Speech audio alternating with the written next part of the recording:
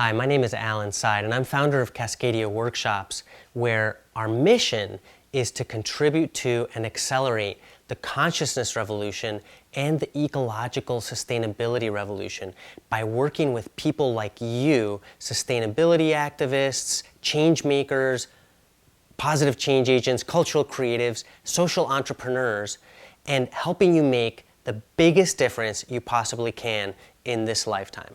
One of the challenges I notice with those of us who are committed to both our own personal growth and development and to creating a positive difference in the world is that we often get sucked into the negativity of the world. It's easy to end up at the end of the day feeling cynical or depressed or feeling just completely overwhelmed around even being able to make a difference at all. This video is for you if you're at all on the fence about committing fully to stepping into greater and greater versions of yourself. This video is also for you if you've already been doing this work for a while, and maybe you're looking for other ways to articulate to other people why it is that you do what you do. In many ways, what I'm going to talk about in this video is my own big why.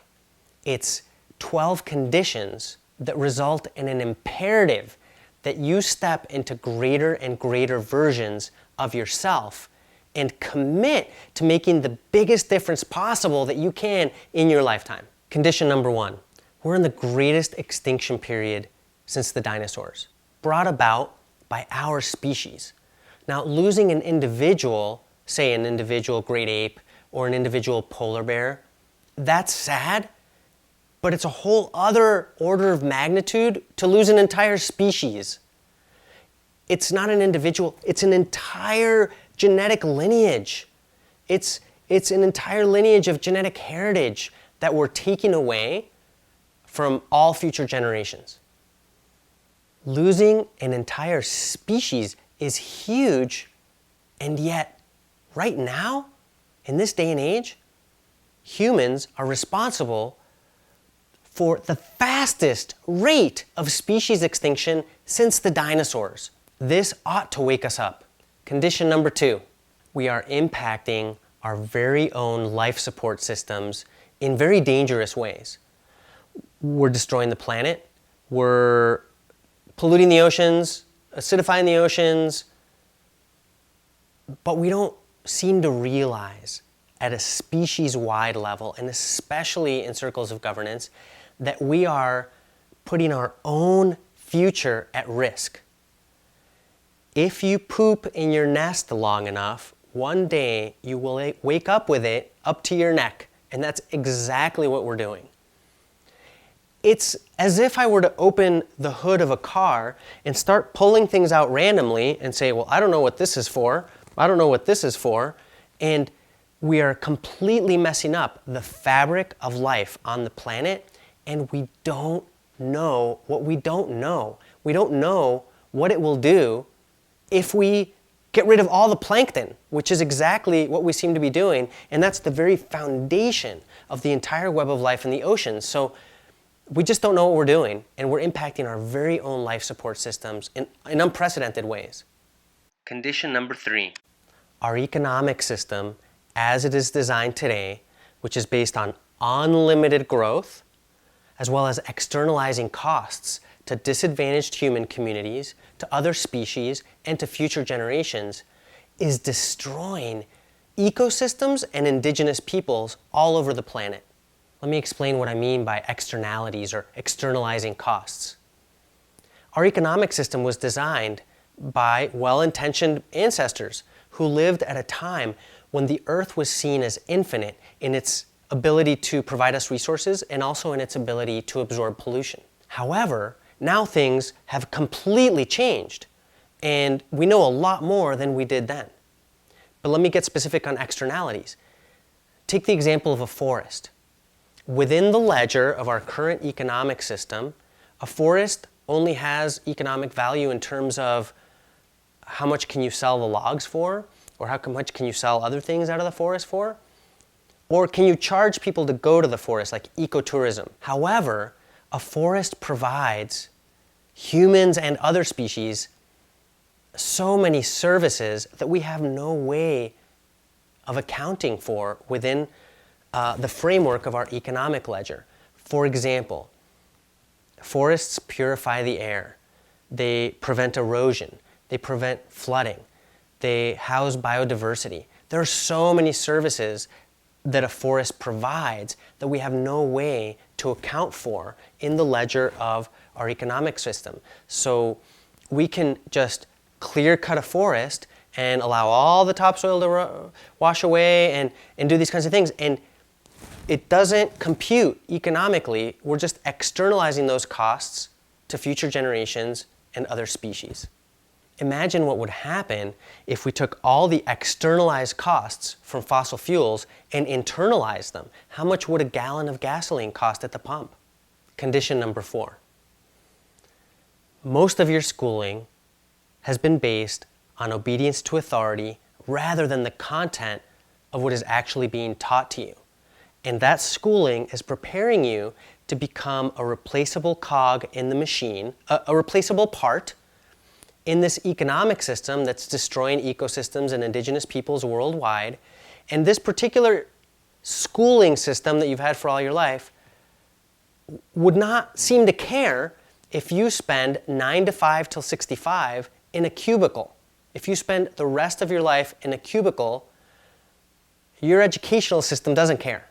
In fact, it's geared for that. Condition number 5. Our culture, the economy, the media are encouraging us to buy things we don't even need with money we don't even have in order to impress people we don't even like. And this particular lifestyle of more consumption is driving ecological destruction through our demand, is keeping us locked into jobs through a work and spend cycle, and is leaving individuals, families, and communities less resilient to economic downturn and ecological catastrophe. Condition number 6. You have way more to do with your life and way more to offer the world than 9 to 5 till you die. You have way more to offer. Condition number 7. All the problems in the world are interconnected and interrelated. Poverty, racism, climate change, acidification of the oceans, species extinction, sexism, all these problems are interconnected and interrelated. Condition number 8. In order to be most effective at creating the biggest change possible, the most positive change possible, we need to address the problems at root cause rather than at the level of symptoms or symptoms of symptoms. Condition number 9. The work needs to happen at all levels simultaneously. And if you're noticing that condition 8 and 9 together create a paradox, then you're right. There is a paradox and we just have to deal with it. But the work does need to happen at all levels simultaneously.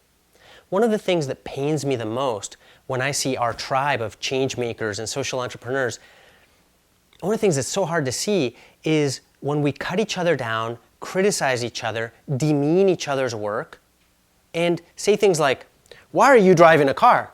"Oh yeah, well, why are you eating a hamburger?" And we don't recognize that there's an ecology of change agency. So there's actually room for all the different approaches. If somebody wants to work on saving the whales and somebody else wants to work on saving the rainforest, I want to get behind them. I want to support them. I want to cheer them on. So we need to recognize this ecology of change agency and support each other's efforts rather than undermine them. Condition number 10. It's not enough to preach, lecture, and sermonize. We need to walk the talk. I want you leading by example. I want you to show us how it's done. It lends credibility, and it means that when you're showing other people the path, you know the ins and outs. You know the pitfalls. You know the tips and tricks. It's just simply not enough to say, do as I say, not as I do. We need to lead by example. It's not enough to preach about it. Condition number 11. Transformation at the individual level and working from the level of the individual is absolutely essential, but it's not sufficient. We need to start creating change at the level of systems and structures, because you could have the most well-meaning, most well-intentioned, most skillful individuals, if they're working in a system or a structure that's running at cross purposes, their work is going to be less effective. We have systems and structures set up that are running in the world regardless of the individuals that come into or out of those systems or structures. So we absolutely need to transform systems and structures to actually create difference in the world. So while I want you to become the most conscious, most skilled individual, I also urge you not to lose sight of the fact that systems and structures need to change. And if you feel called to working at the level of systems and structures, I encourage you and I want you to do that, but I don't want you to do that at the expense of your own capacity and your own excellence as an individual. Condition number 12. We need to find the best practices for how to live in harmony within ourselves, with each other, and with the planet. Funny thing about the New Age movement is it gave us hundreds of wonderful tools and also thousands of crappy ones.